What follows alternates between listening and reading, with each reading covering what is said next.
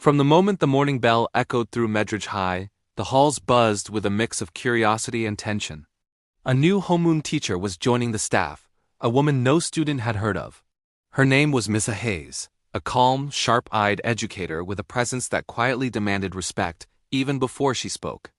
As she walked down the noisy corridor holding her attendance folder, she had no idea that her very first day would become a story students would whisper about for years.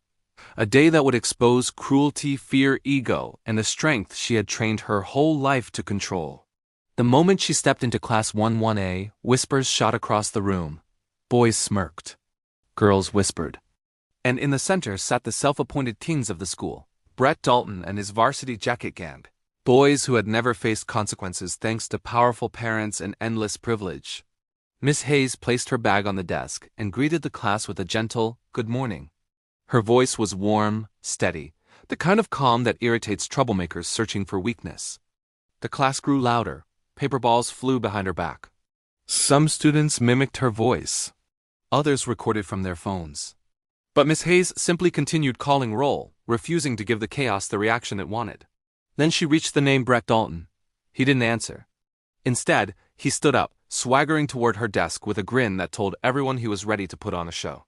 The air filled with anticipation, phones lifted. His friends whispered, "This is gonna be hilarious." Brett tapped her attendance sheet with one arrogant finger. She repeated calmly, "Present." But Brett wasn't looking for normalcy. He was looking for dominance. He grabbed the collar of her neatly ironed shirt and tugged. The class gasped. He expected fear. He expected outrage. But Miss Hayes didn't flinch. She simply looked at him with a calm that rattled even his confidence. Irritated, desperate to impress his friends, Brett pulled again. This time harder. Rip. The seam of her shirt tore loudly at the shoulder. Silence fell like a dropped curtain. For a moment the classroom didn't even breathe. Miss Hayes stood still, gently adjusting the torn fabric. Her calmness now felt terrifying, as if the room had awakened a sleeping storm. Her eyes met Brett's. "Are you done?" she said, softly, but with a chilling firmness that sent a shiver through the room. Brett shoved her shoulder in panic, trying to regain control of the moment. But he never saw her move. In one precise, controlled motion, the movement of someone trained to protect. Someone disciplined, Miss Hayes twisted his wrist, guided him downward, and pinned him face down on his own desk, without harming him, without raising her voice. Gasps exploded around the room. Brett, the fearless school king, trembled beneath her controlled grip. She released him just as quickly.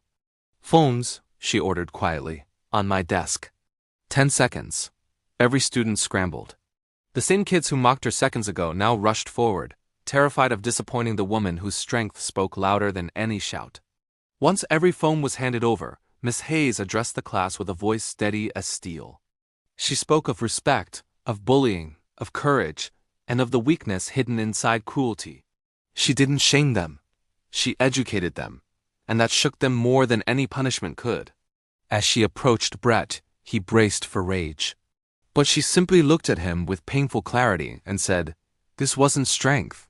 It was a cry for help you don't know how to voice. The moment you're ready to learn what real leadership looks like, I'll be here." When break was announced, no one moved at first. Shame, fear, admiration, all of it hung heavily in the air. And Brett? He sat trembling, rubbing his wrist, tears welling from humiliation, confusion, and something he had never felt before, respect. By lunchtime, the entire school buzzed with the story.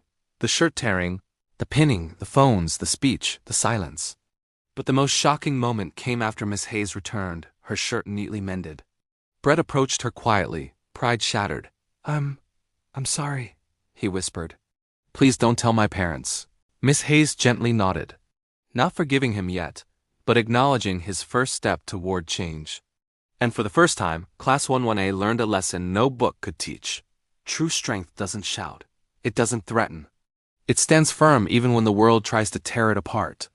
When the final bell rang, several students lingered just to say goodbye, something no teacher had experienced in that room for years. By the time she walked out that afternoon, the school felt different, quieter, wiser, changed, and they all knew no one would forget the day Missa Hayes stepped into Class 11A and taught an entire school what strength really looks like.